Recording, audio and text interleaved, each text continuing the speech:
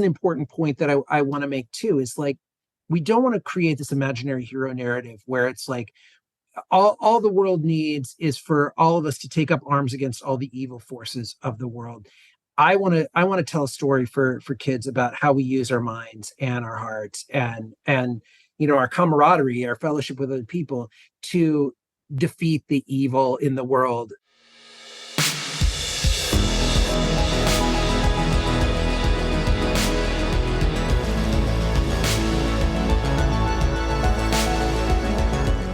Hey everyone, I'm Bianca Schultz from the Children's Book Review, and this is the Growing Readers Podcast. Today's episode is brought to you in partnership with Smart Aleck Press, and our guest is award-winning author and filmmaker Chris Wieland. He's returning to the show for a second time to talk about his latest book in the Cat Dillon mysteries, The Body on the Beach. In this thrilling follow-up to the Crabtree monsters, Wieland's smart, sassy, strong-minded heroine, Cat Dillon, returns to detective work, unraveling not only a gripping murder mystery, but also the complications of absentee parents, divorce, bullying, and town politics. Chris lives in Southern California with his family, which includes two tough, smart kids who help him find the voices of his protagonists, Cat and Aleck Dillon. And here's the synopsis for Book 2 in the Cat Dillon mysteries, The Body on the Beach.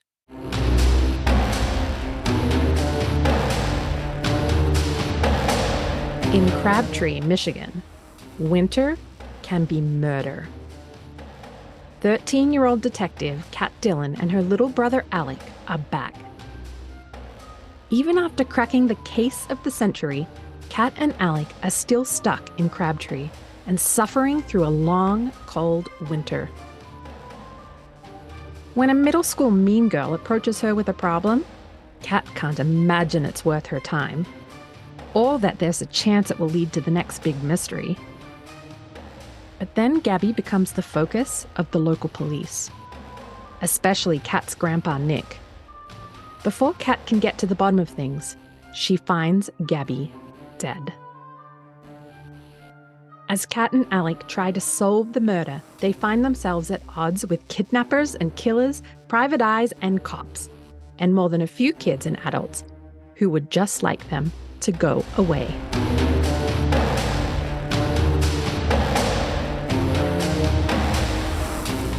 Hi, Bianca. Thank you so much for having me. I'm thrilled to be back here.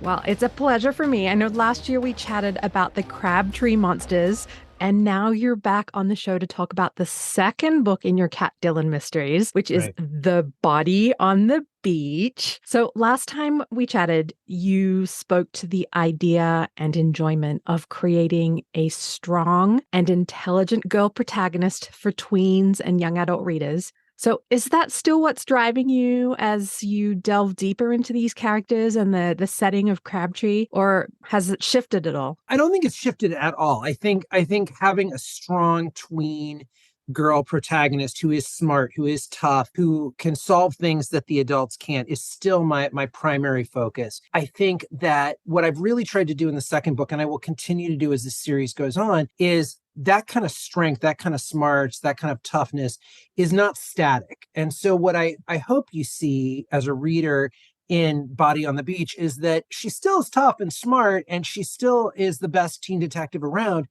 But Cat is evolving too, and she's growing up, and she is affected by the things that happen to her from one book to another. And so her perspective changes a tiny bit each time. She's still driven by the same things that she's always driven by, but she's a fundamentally different person, as we all are every 3 or 4 months as 13 and 14 and 15-year-olds. The status quo doesn't really exist for someone who's going through these kinds of tumultuous changes. If there's been anything that I would say has shifted a little bit from my view the first time around is I went in thinking all Cat all the time. And I do sort of feel like I've gotten some liberty as the series goes on to also really play with the other characters. So little brother Aleck gets probably about the same amount of page time that he got in the first book, but he's a different kid too than he was in the first book. And he's coming into his own a little bit, in part because of the way Cat is pulling him, but in part in reaction to the way that she's pulling him.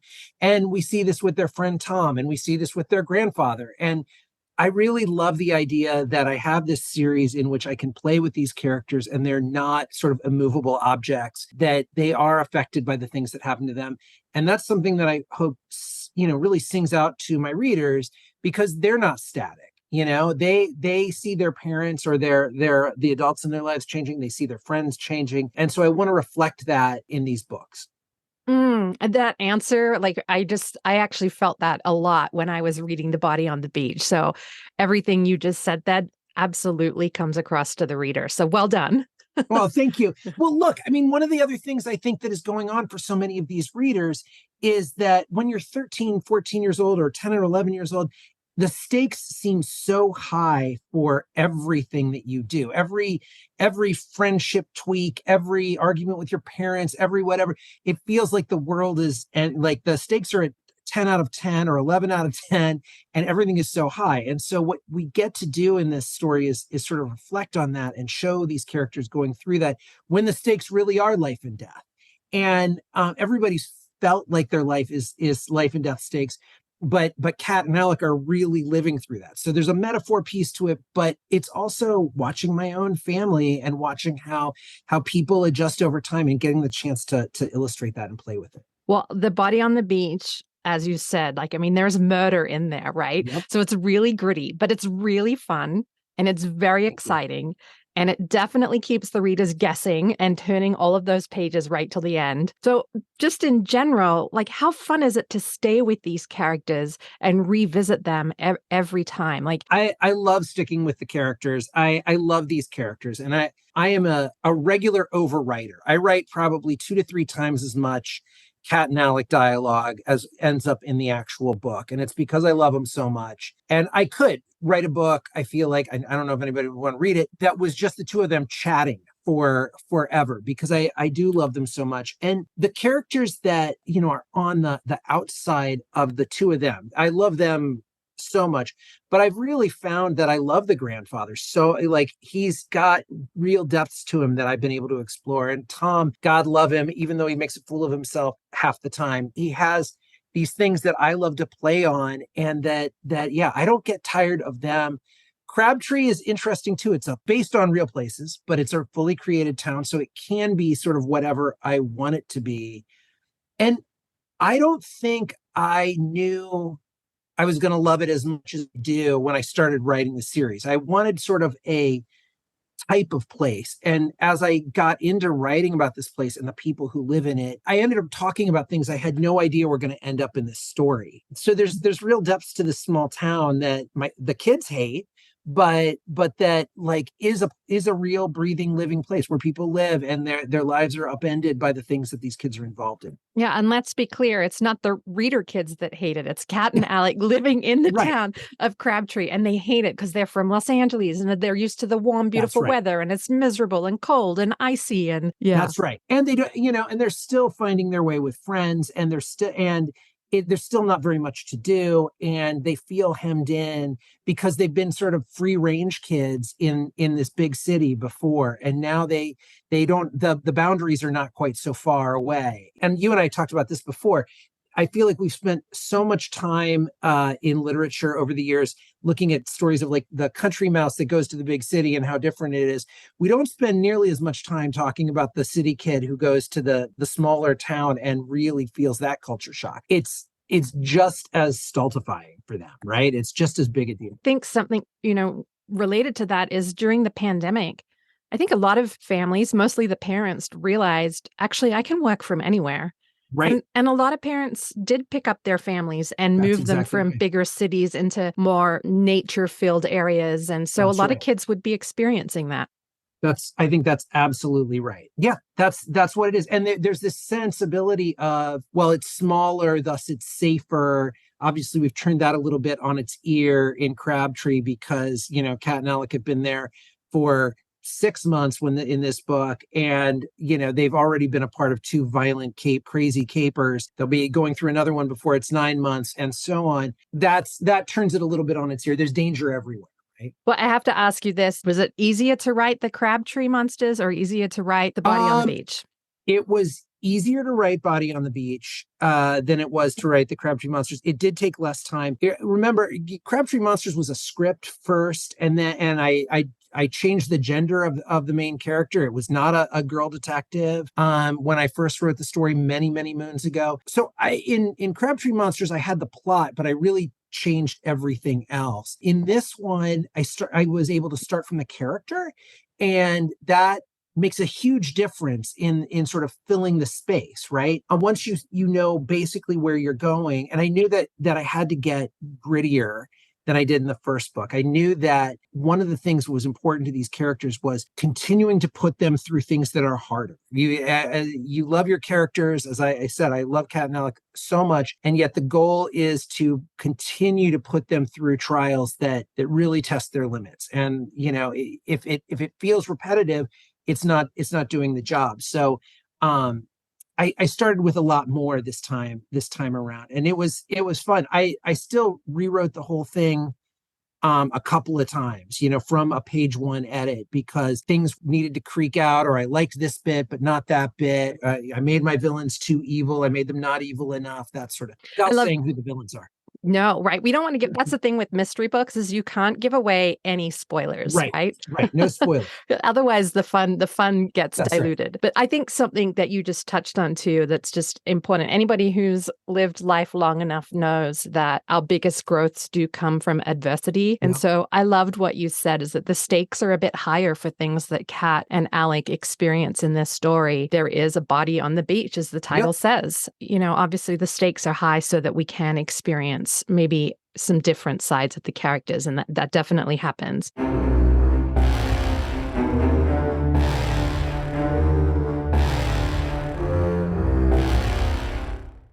In case listeners are new to the podcast and they didn't listen to our first episode of the Crabtree Monsters, in my opinion, I think obviously the Cat Dillon mystery series should be read in order. So the Crabtree Monsters first, and then the Body on the Beach. But it is also a standalone story. Yeah. So I'm curious what your thoughts are. And are you hoping everybody goes and reads the first book? I feel like that's... Yeah. Sure. I hope that everybody reads both of them and reads them in order, because I do think that's a better experience. But if you happen upon Body on the Beach and you haven't read the Crabtree Monsters, you will get the gist. And I did work fairly hard to get the facts of the first book that you would need to know to get up to speed on the characters in there. You learn about, all the people who are returning, and there's a lot of returning characters, but all of them work on their own each. And that's how we're going to run this series. Is I really want to have each book be a standalone story that feels is a better read if you read them all in order, and you really see the progression of the character over time. But each of them should stand on their own. I don't want to do a lot of 2-part, 3-part, whatever series, because I remember being a kid and coming on books that were really great, but like I could find number 3, but I couldn't find 1 and 2 or whatever. And the challenge was like, okay, I love this. And I still kind of don't know what the heck is going on too. I want everybody to have every book to be a point of entry. It'll work in that regard. Yeah, and something that will occasionally irk me about book series is when, there's too much telling of what happened in the first book. And I thought you nailed it. Like, you did such a great job of just getting over the points and making sure that everybody understood that Cat and Aleck are living with their grandpa Nick. Their parents are separated, and their parents are in different places. And so these things you made sure the reader knew, but without rehashing basically the whole first book. That's right. I didn't want to have previously on the Cat Dillon mysteries, right? I wanted you to be able to jump right in and get it. And I felt like that was an important thing to weave through. My plan is to do at least 6 books in this series, hopefully more. And the more that we have, the more chance you're going to run across one of them, but not necessarily the first one.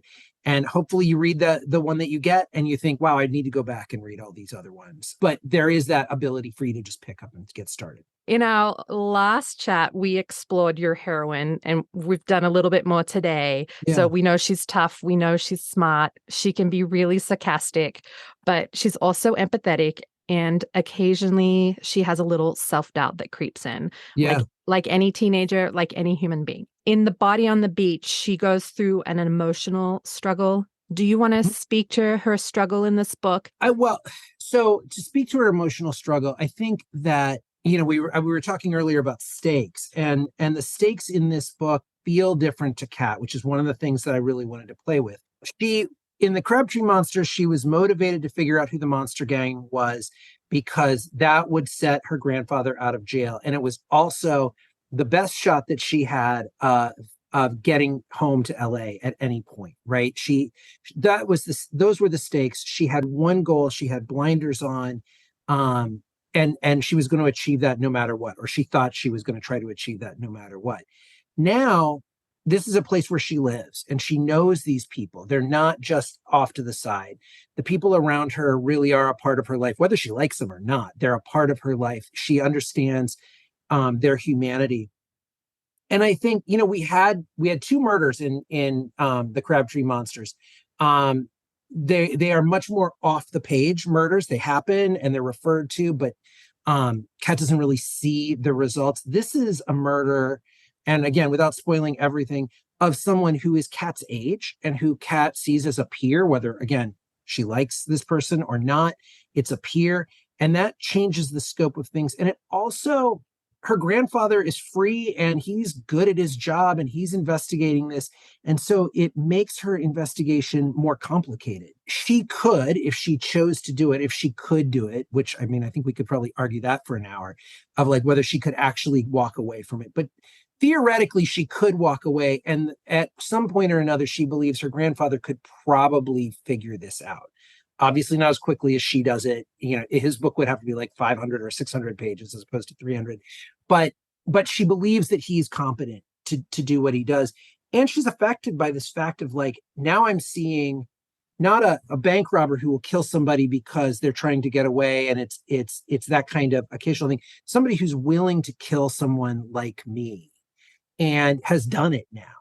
And there are real adults in the room. Maybe I'm not needed in the same way. And it helps her reflect on what her place in this world is too.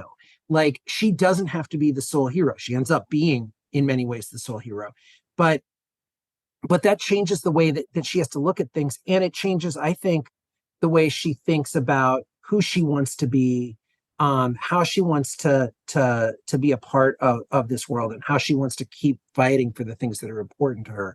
So I think that's really important. The other thing is, to your point, from high school English, you have the protagonist against an adversary, you have a protagonist against the world, or you have a protagonist against themselves. And in Crabtree Monsters, we had an adversary in the world. The world is still there. We still have an adversary in this book, but this was the first time that she really got to fight against herself too. And that's why it was so important that Aleck grows in this book too, is because he's gotten to a point now where he's like, look, I'm not just a good-looking sidekick. I am pushing back on you when you're making mistakes. And that keeps her honest along the way. So every complication we can throw in her path, including self-doubt, which every teen has, which every grown-up has, makes her a stronger, better hero, because I want my readers to read that and be like, yeah, I felt like that. I'm not as tough as I pretend I am. But I can still do what's important.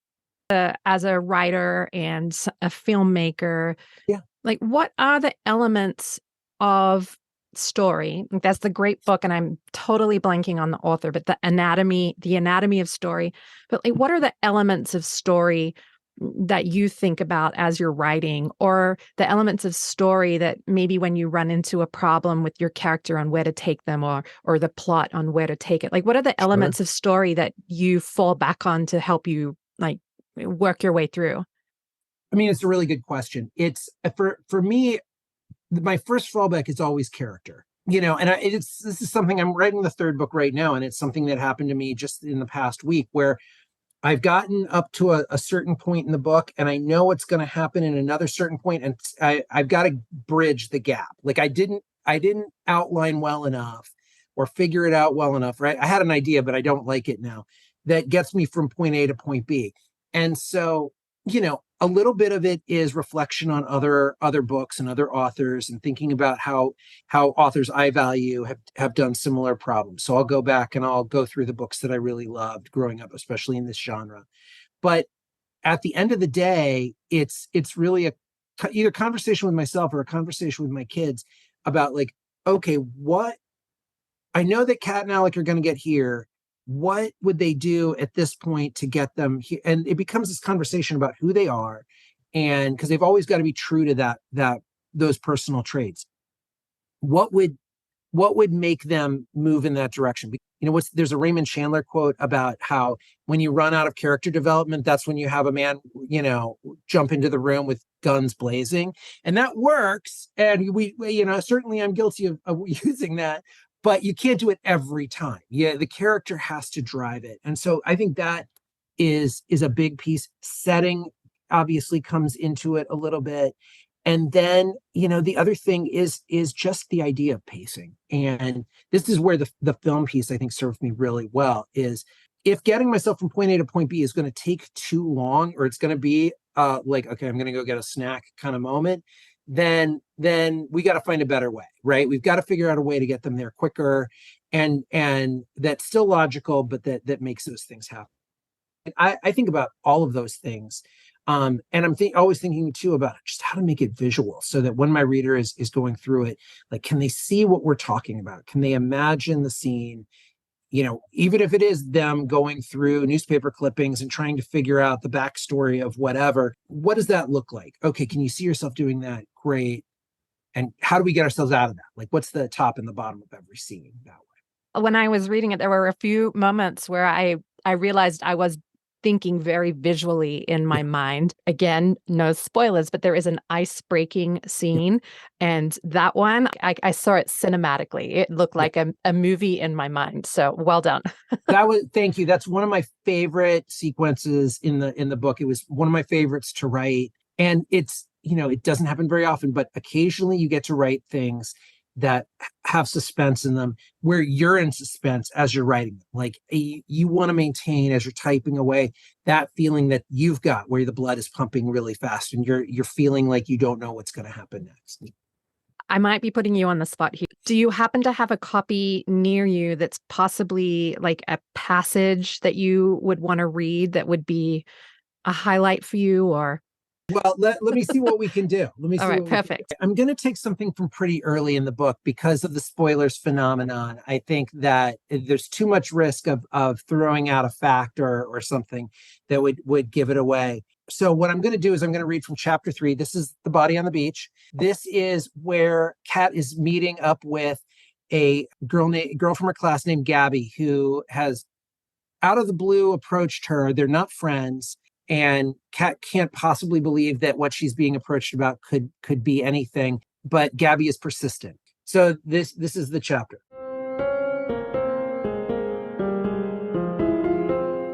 I stepped outside carrying my backpack. Gabby pulled at her hood so I could see her face. "What's up?" I said. The suspense wasn't killing me, but I didn't have all night. Gabby hesitated, like she didn't know where to start, or like she'd been waiting out in the cold so long she couldn't think straight. I'd been out in the cold less than a minute. I couldn't. "Want to go inside?" I said, rubbing my eyes to keep warm. The wind ripped into me. "I'm fine out here," she said. She walked quickly toward the parking lot next to the gym. I realized she wasn't stopping or looking back. I followed. As I caught up, I said, "Where are we going?" She wound her way around the snow-laden cars. My feet alternately crunched against the snow and splooshed into wet puddles of goop covering the parking lot. My basketball shoes immediately soaked through. Wet, icy needles poked my soggy socks. I'd have squealed, but I had a reputation. Tough as nails girl detectives can take a little snow. The wind whipped a faceful at me. "Gabby, stop." She turned back and I said, "I have to go. If you want to do this now, do it now." Gabby nodded, opened her mouth to speak, and then dropped something. I didn't see what it was. Her phone, maybe? But she knelt down and fished it in the snowy slush. As she reached toward the ground, a group of 4 high school boys cut across the lot next to us. 3 of them were looking down, barely noticing as they passed. One of them looked my way. I knew him. "You coming over?" Troy McLeod said.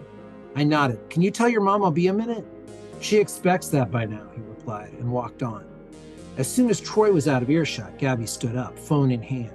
Low-level alarm bells went off in my head. Had she faked dropping her phone so the boys didn't see us? Or see her talking to me? If that was the case, I already didn't like this. "You think Troy hurt us?" Gabby said. So that was it. Maybe Jess was wrong. Maybe I did need to pick a fight today. Instead, I downshifted into sarcasm. We aren't actually talking, I said. Gabby took a breath and exhaled a long, frosty sigh. I was tired of this and really angry. Gabby, what is it? It's cold. Why'd you text me? How'd you get my number? That stopped her. What? Why? Is it a secret? Jess gave it to me. So, okay, one mystery solved. There was an online contact sheet for everyone on the basketball team in case anyone ever wanted to go to one of our games, which was unlikely. Now Gabby started to talk. This fall with the Monster Gang, you talked to a lot of cops, right? Some. Everybody knew that. Now I was bored. What was that like? Did they threaten you? Only when I actually committed crimes, I said. Her eyes widened, so I added, Gabby, my grandpa's the chief. My dad's a cop in LA, and I've got 15 cousins and family members in the LAPD, a few more with the Chicago police. Talking to cops is no big deal in my house. She shivered but didn't say anything. I went on. Seriously, what is this? Is someone bothering you? Are you in trouble? I found it hard to believe Gabby was Crabtree's next big criminal mastermind. What could she have done? Jaywalking? Shoplifting? She took another deep breath and let it out. I didn't get less angry. On the plus side, I warmed from the inside. She must have noticed because she spoke again. It's not like that. What's it like? Just then, a group of from the middle school yearbook club, including the queen bee herself, Ava Franklin, came out of the school. One of Ava's people looked our way. Probably they were too far away to see who we were. Didn't matter. Gabby flinched. That was it. I'd have it. See ya, Gabby, I said. Wait, she said, I'll tell you. Forget it, I said, not interested. You want my help, you have to be willing to be seen with me. I'm not your secret helper. But she called not too loud. She looked at Ava's crew and then me. Ava and her friends were huddled near a car in the parking lot. Just from basketball, I joined them too. I checked my phone, 5:08. The great thing about Aleck taking piano with Mrs. McLeod was so that when the lesson was over, she'd let him skateboard with her younger son. Sammy was in Aleck's class, and the family must have had good health insurance. But the lesson had been over for 45 minutes or more, and Aleck can be a lot to take. I had to motor. I walked toward the street. I told myself I wasn't interested in what Gabby was selling. Except Gabby wasn't finished. Wait, she said, grabbing my shoulder. I shrugged her off and then turned to face her. I let my face do the talking. It said words like scowl and cold. Okay, Gabby said. I might have to talk to the police. Tomorrow or the next day. Why? What'd you do? I didn't do anything. Who said I did? I checked my phone. 5:10. This needed to speed up. Got it, I said. You didn't do anything. The cops are dying to talk to you. That happens all the time. What do you want? She exhaled a long, smoky breath. Super dramatic. I was about to speak again, but she finally started. This summer, this guy from Chicago hung out with some of us on the beach. That didn't sound like anything that would interest cops. Or me right now. Or ever. Justin went home before school started, but we texted, she continued. Mentally, I planned how I'd get to the McLeod's house to pick up Aleck. I'd probably jog the first couple of blocks near the school where the streets were and sidewalks were cleared. Things were pretty bad at his house, she said. My mind wandered. Then over break, a loud group laugh burst from Ava's friends. Ava and her crew were far away, but their snide laughter carried. Gabby looked like they were laughing about her, which meant they were laughing at her, talking about me. It was all I could take. Eyes front, I said, loud enough that Ava and her crew could possibly hear me if they were paying attention. What? Gabby said, more of a gasp than anything else. You want my help? You actually talk to me. I'm late. Don't worry about that. Gabby couldn't believe my audacity. Easy for you to say. You don't have friends that... And boom. I'd been angry enough already to keep myself warm. Now I probably didn't even need a coat. That's it, I said, louder than before. If talking to me was going to ruin her rep in Crabtree, well, it was time to pay the bill. If this is how you ask people for help, you suck at it. I stomped away. I heard her say, I didn't mean it like that, but I had no interest in hearing what she meant. Also, it didn't feel like I'd missed much nuance with, you don't have friends. I passed Ava and her crew, still chatting. They stopped a moment as I stormed past. I seized the moment. Guys, Gabby wanted my help. Can't the popular kids fix everything? Nobody responded, but they all stared. Good. I continued out to the street.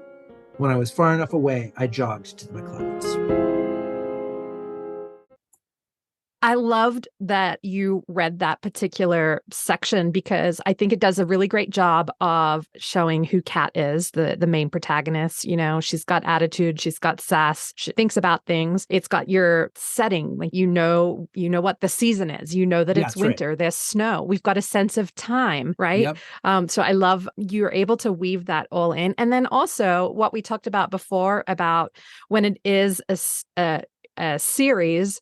Mm-hmm. In there, for anyone that hadn't read the Crabtree Monsters, we actually learned a little bit about what took place without having to rehash the Crabtree Monsters. So that's right. That's what I tried to do, was to try to insert pieces of it where it would naturally, organically fit, so that we didn't have to be like, okay, and this is the story of what happened, blah, blah, blah. But it would come up 3 months later. And, you know, it's funny, this week for the virtual book tour that we're doing with Children's Book Review, I did a guest blog posting, and there were so many scenes that also referred to Crabtree Monsters without, again, like spoiling the plot or getting us off track. And there's one that absolutely killed me to cut out, but I was really long, and it was just a red herring about the current plot. And I felt like great that I'm able to put that out there in the world, because I really did like the scene.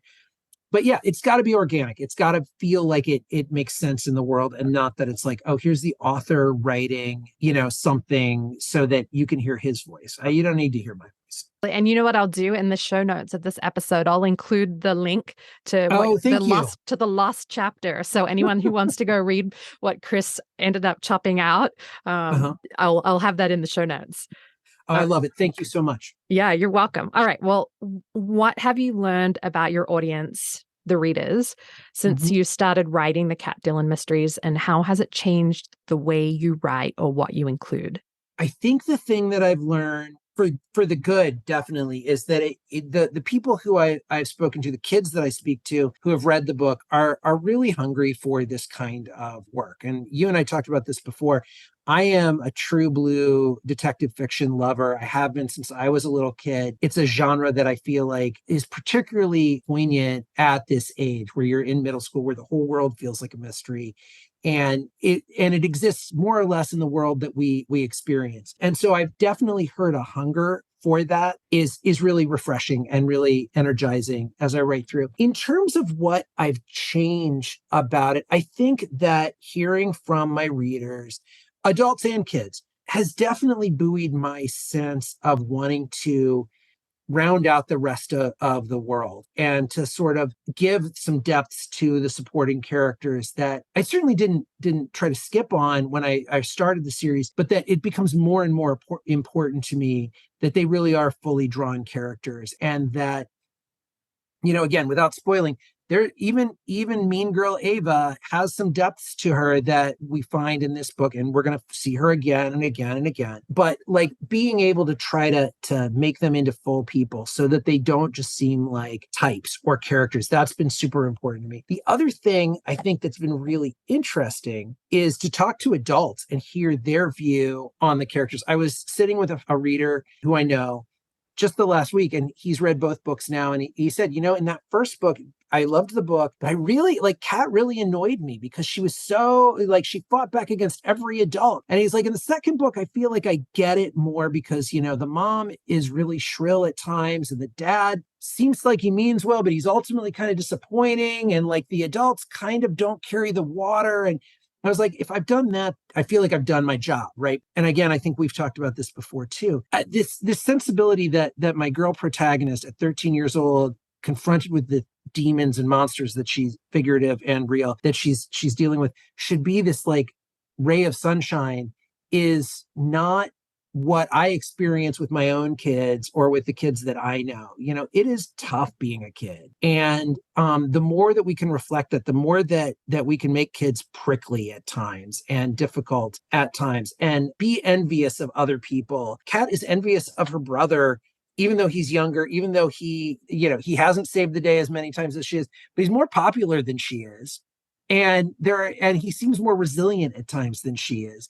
And those things drive her, doesn't take over her life, but it drives her nuts at times. And so I like seeing those sorts of like ways that we have created characters that are not, you're not necessarily always rooting for them. They do screw up over and over and over again, but that's the way that they learn how they're going to be the heroic people that they are. You're a dad of 2, right? Yes. And I'm a mom of 3.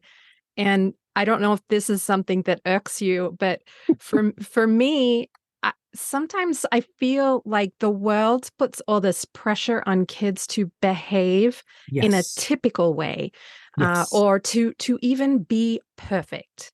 Mm-hmm. Some kids put Absolutely. that on themselves naturally, but I think the world is like, if a kid misbehaves, or doesn't perform in the classroom in a typical manner, there's just so much pressure. And it's the adults that put that pressure and tell everybody what typical should be. And Yeah. it is so rare that any adult acts perfectly. And Oh, so absolutely. sometimes I feel so frustrated with this societal pressure on what is typical. And so That's right. I love that your characters are gritty and you see who they are. And because they live in a world where maybe they don't have a lot of parental input, they actually get to Yeah, be who they are. And I love that's that. right. I think you hit the nail on the head. I think we thought we were under pressure, when we were growing up. And I'm a Gen Xer. Growing up in the 1980s, I certainly felt like there was pressure on me. The kind of pressure that kids today feel to, like you said, perform in the classroom, perform on the field, perform and be this sort of like perfect angel friend to their parents, like whatever, the little adult is out there. And honestly, I keep expecting to see kids burn out from this because it's so much. And you're right, so many kids put pressure on themselves anyway. Cat and Alex certainly do, although it exhibits in different ways. They get in trouble. There are consequences. There are consequences every time they do something along the way, but they're willing to take the consequences if it's for the right thing. That's the other piece of it. Is I think that we've created societally this universe where it's like you should really be afraid of all the consequences. And it's like sometimes the consequences are what teaches you the lesson. Maybe you failed got a failure on your test or whatever, and like that taught you that you need to study harder.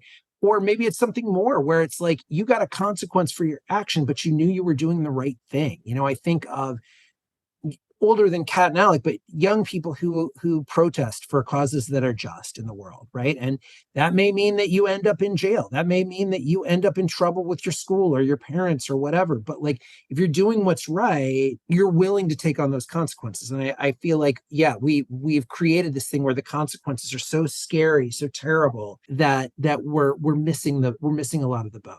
Yeah. And maybe people aren't being as true to themselves as they could be. That's right. That's right.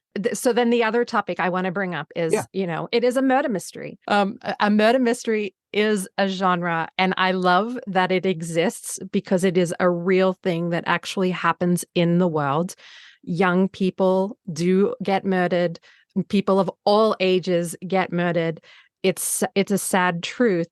And I think having books like yours out there are an introduction to explore these topics in a safe place, in a fictional world, so that when you do maybe encounter it, maybe the news is on in your house, or like you've had a moment to process on how people cope with that and things that do happen out in the world. Anyway, that's my take on it. But obviously, you just love the murder mystery. But do you have anything you want to add there? I also think that one of the things that I think we can do in this genre and that worries me about other genres is I don't want my kids living in a world where in their entertainment that death and consequences and violence have no resonance in the world. Look, I take my kids to every Marvel movie and whatnot, and we love them.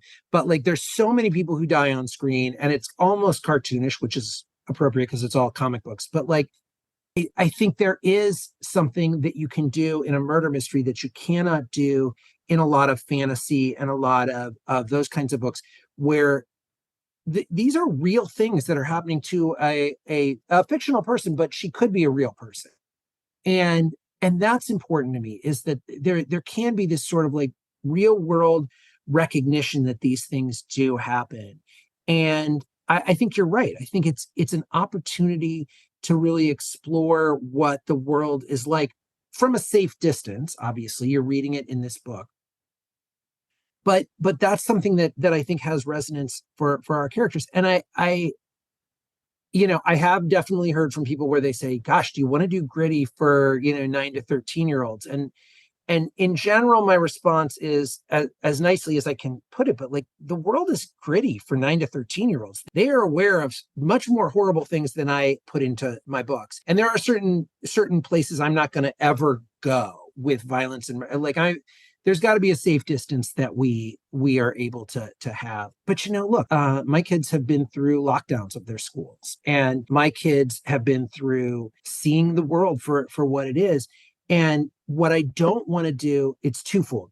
I want to be able to explore that there's meaning to that, and that you can still protect yourself and you can be safe, and all that's true.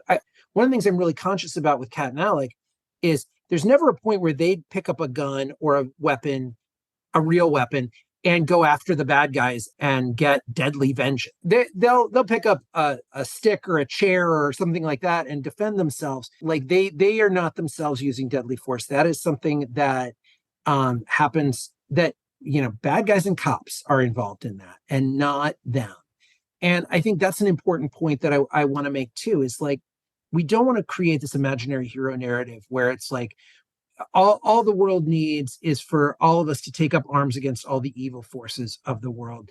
I want to tell a story for kids about how we use our minds and our hearts and our camaraderie, our fellowship with other people, to defeat the evil in the world. In these books, metaphorical, but like, the idea that these kids count on their minds, count on their friends or their loved ones, and that they stand up, but are not themselves this sort of like, miracle swordsman or, gun blazing hero.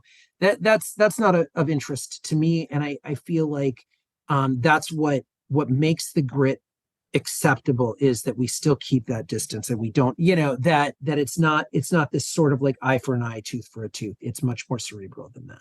Problem solving with heart, and knowing when to fall back on your community, and that there is a community there to support you.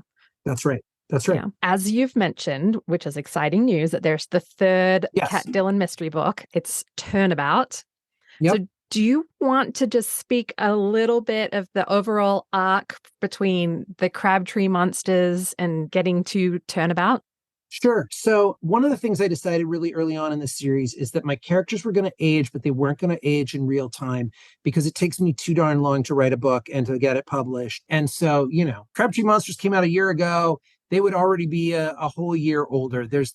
I would lose this sort of fresh time to talk about the stories of these characters at this age. So Body on the Beach takes place 3 months after Crabtree Monsters. Turnabout again takes place 3 months after that. So we're doing seasons.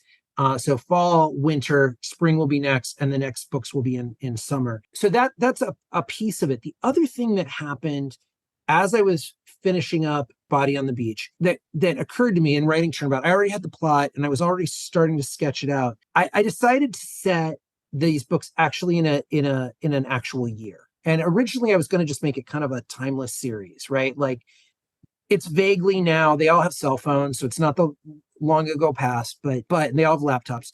But I was going to kind of be not sure of when it took place. But, after I wrote Crabtree Monsters and it was published, like, we got out of the war in Afghanistan, which is where their mom is stationed. And the world continued to sort of churn and change. And the next thing that happened after that was we were in COVID. So Body on the Beach, this doesn't spoil anything except that it's in the end of the book, takes place in January of 2020. And the next book will take place in April of 2020, which is when we were all in lockdown. And I didn't know that I wanted to do that when I started sketching out Turnabout, but then I realized that for so many of my readers and so many of their parents, like, that was a life-altering event. And I feel like now that it's over, we tend to look back on the pandemic as like, oh, remember during the pandemic, we did this thing, but it's over now. So it was another thing and it's fine. And And that's not what the experience is for young people at all, right? That was a year plus of their lives where they didn't get to go to school, they didn't get to do the things that they wanted to do. If they were older, they didn't get to go to the prom or graduate with their friends. If they were younger, they missed out on friendships and so much else. And so I thought, like, let's talk about that world and what that was like for tweens. And let's be really real about the loneliness of it. And let's be really real about how frustrating it was and how immersive it was. And then let's put a mystery on top of it, because how much more challenging and fun is that going to be for Kat and Alec and their friends if not only are they stuck in their houses and they can't go to school and they're missing out on all the things that they take for granted, but also on top of it, there's something else that they have to figure out. There's a puzzle that they have to solve, and there's real consequences. Again, we're going to put them through their paces. But that's something that I really felt like we needed to do, is we needed to talk about these feelings and the for lack of a better way, injury to self that pandemic time did to so many young people, and give it voice. And from the safe distance of a murder mystery, right? From the safe distance of, wow, we're going to read about this, but we can hear what Kat's thinking in this time. We can hear what Alec's thinking. So we're playing with that and what it's like to be locked up in that house, and what it's like for Grandpa Nick, who's a police chief and who is now pulling triple duty, right? Because cops and first responders had so much on their plate. Let's play with that. Like, let's play with what the teachers in the school are going through. Let's play with how disruptive it was to our whole world, because it becomes and then it becomes a piece of the mystery. And I'm super excited. I'm about halfway done. I'm going to try to be done by the end of the calendar year. I'm super excited about doing this because it's something that is so real for my kids. I know it's so real for so many of my readers. And that's something that really can make a difference for what Kat Dillon is all about. And it's like what we just said too, is when you are able to explore a topic within a fictional story, it's safe, and Yeah, it's a great way to maybe process and move through your own feelings. And also just in terms of connecting with a character, I mean, the kids are going to they're going to really relate to their I own hope so. experience. They're going to have a whole lot more empathy for the characters too, I can just imagine. Well, and it's funny. One of the things that we do very early in the book, again, these are not spoilers, but Kat and Alec are full on masking up. Not everybody did, not everybody does in Crabtree. Watching the differences between that, watching people they know get sick. There's an early comment in the book that Kat makes about, like, I thought this town was dead already, but they're walking places and there's nobody out. And how eerie that was. And I remember that feeling, and how spooky that felt to be in a downtown of a city, or in, your main drag of your suburb or whatever, and there's nobody there. It's a really fun atmospheric thing to do. And it's really fun to juxtapose with spring, because things are coming back to life, but it's so quiet and eerie. Yeah. Yeah. I just was imagining Grandpa Nick having to, wash down his V8 juice bottle before he bought it in from the supermarket. we did, again, spoilers, but they have the table, because we're still at that point in the pandemic. My household we had a table, and I would go to the grocery store and I'd bring everything. I'd put it on the table. We had a clean table and a from the store table. Contaminated. Contaminated table. I would take off my clothes in my backyard and then go in and take a shower immediately from going to the grocery store. And so all of those rituals were a part of our kids' lives for a year. Yeah, I love it. My eyes are literally watering. I mean, I'm glad you've said it in that time. Yeah, thank you. As an award-winning writer and a filmmaker and the father of 2 children, like we just discussed, do you ever struggle to find time to sit down and write? Heck yeah. And I philosophically, I know there's time. And when I'm operating on all cylinders, I did an exercise a few years ago. I heard about it somewhere, and it really resonated with me. And that is the idea that, there's 24 hours in the day, and you sleep I sleep for like 7 of them, and you work for like 8 of them. And, there's picking up and dropping off stuff for, let's say, 2 or so. And then there's another hour of eating and whatever. There's another hour of, if you're lucky, exercise. And you put out some, what I ended up doing when I did an inventory of my day-to-day life, most days I really come out at like 21 or 22 hours. And so that means there's 2 hours or more that I could be writing. And so I run out of excuses very often. It happens occasionally. Like I have days where I get stuck, but there is, in the long run, that it feels like there's no excuse. And that's kind of become a mantra for me is, there are enough hours in the day. You can get these things done. You have to stay on track. You have to remember what it's all about, what's important to you. And also this is where I have to stop pounding my chest and trying to outdo myself. There was a time in my life where I could write 5 pages, 8 pages in a day, like just rattle them off. Right. Now it's more like 3, but it's more about the time and putting it in than it is about anything else. So it's definitely an exercise, and there's definitely days where you get to that point in the day where you're like, it's time for me to write. But it is a challenge that is worth taking up, because at the end of the process, if you put in that hour, if you put in more, whatever it is, just like putting in the time to exercise, just like putting in the time to drive your kids wherever and spend time with them in the car that way, it pays off. There's dividends to it. So like I said, I'm not 100%, but I do generally stay focused on that, remembering that like there is enough time, you just have to take it. And so that's what I've been operating on, definitely through all of Body on the Beach. And I've been trying to do it for Turnabout as well. I love it. I'm a big quote person. If I come across a quote I'll write it down. And I have a quote right next to me where I'm working, and it is, there's always time for what's most important. That's right. And I think it was Marie Forleo who said it. I like to give credit when I remember. So I'm pretty sure it was Marie Forleo. But there's always time for what's most important, and you just have to know what it is you want to prioritize.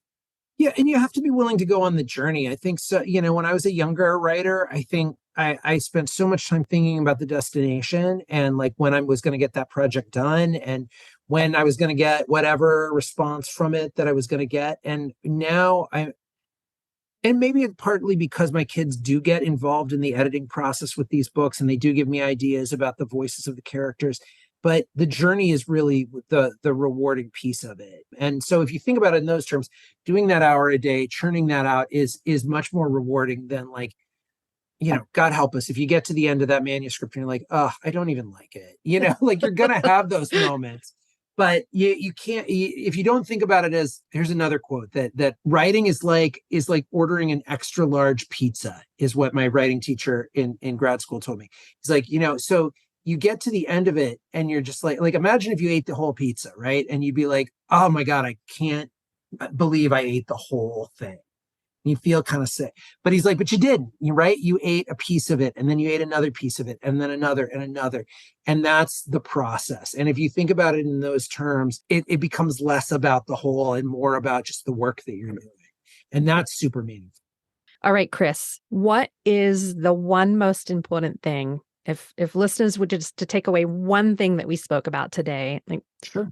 What would you want that to be? Look, I hope that the listeners check out the Crabtree Monsters and the Body on the Beach. I hope they enjoy the ride of that process. But also I want to speak again about the way that the mystery genre is so valuable to readers at this age, that it does exactly what we talked about with raising the stakes and creating moral decisions for its heroes to have, because that's what our kids are going through on a day-to-day basis. And the stakes may not be as high as murders and kidnappings and bank robberies, but symbolically they are. And in the importance that everyday life has to our kids who are going through all of their challenges, the challenge of every day, of school, of friends, of all the other things. The mystery genre really helps kids to understand what they're going through, helps them to feel like they're not alone, and along the way solve the puzzles that they're trying to solve in their everyday life, even if it looks on the page like they're figuring out who the big bad is or figuring out how they're going to save that person. That's what's so great about this genre. And I hope that I can deliver a little bit of that to my readers. You absolutely do, Chris. So thank you so much for writing your books. Thank you for having me. A pleasure. Thank you so much for coming on the show. I'm really invested in the characters of Kat and Alex, so I can't wait to meet them again in their next exciting mystery. So thank you. Thank you so much. Thank you. This has been great. I love coming back here, and thank you so much to you and to the Children's Book Review.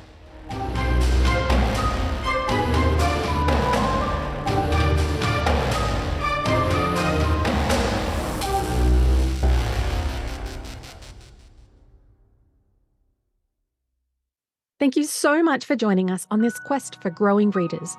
This episode was brought to you in partnership with the Smart Aleck Press. Be sure to check out our show notes. You'll find links to order copies of Chris Wieland's The Body on the Beach. For more information about the Kat Dillon mysteries, visit thesmartaleckpress.com. And remember, if you love listening to the Growing Readers podcast, you can hear it on Apple Podcasts, Spotify, or anywhere else you enjoy listening. Be sure to follow and subscribe to the show on your favorite podcast platform to get new episodes as soon as they launch. If you're enjoying our book chats, please leave us a review, and while you're at it, tell a friend to come and have a listen. The Growing Readers podcast is a production of the Children's Book Review. To find more books just like The Body on the Beach, I hope you'll visit us at thechildrensbookreview.com.